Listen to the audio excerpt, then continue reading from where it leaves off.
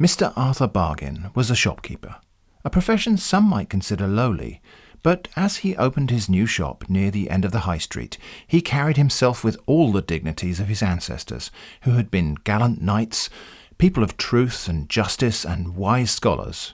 Mr. Bargain himself was a man who had always appreciated clever wordplay, and so it was not without a little twinkle in his eye when he had named his establishment. He had resolved that his prices would always be competitive and appealing. His surname was Bargain, his business was bargains, his shop would be called Bargains.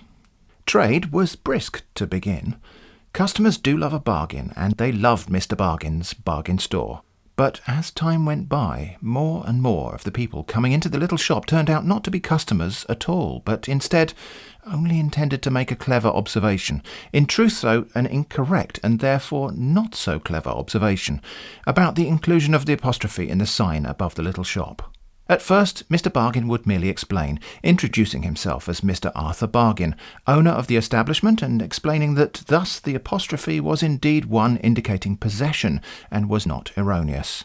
But no matter how many times he said this to how many individuals, more new people would arrive daily, making their very same wrong assumption, and trying to argue their very same clever, but not actually clever, wrong point.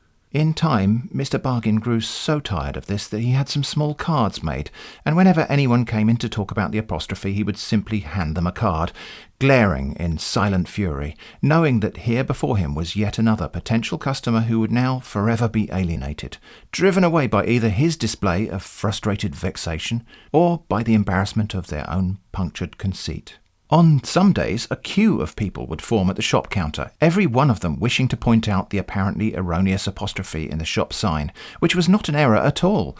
Sometimes real customers would look in through the door, and seeing this queue, walk by instead of coming in to buy something. Profits began to slip.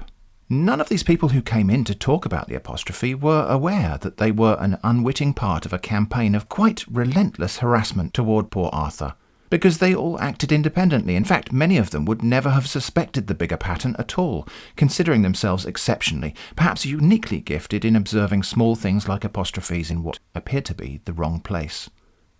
Finally, something broke inside of Mr. Arthur Bargain, and, taking from his own shelves a very reasonably priced paintbrush and a little tin of especially budget-friendly white paint, he went out to the front of the shop, climbed up a ladder, and painted over the apostrophe.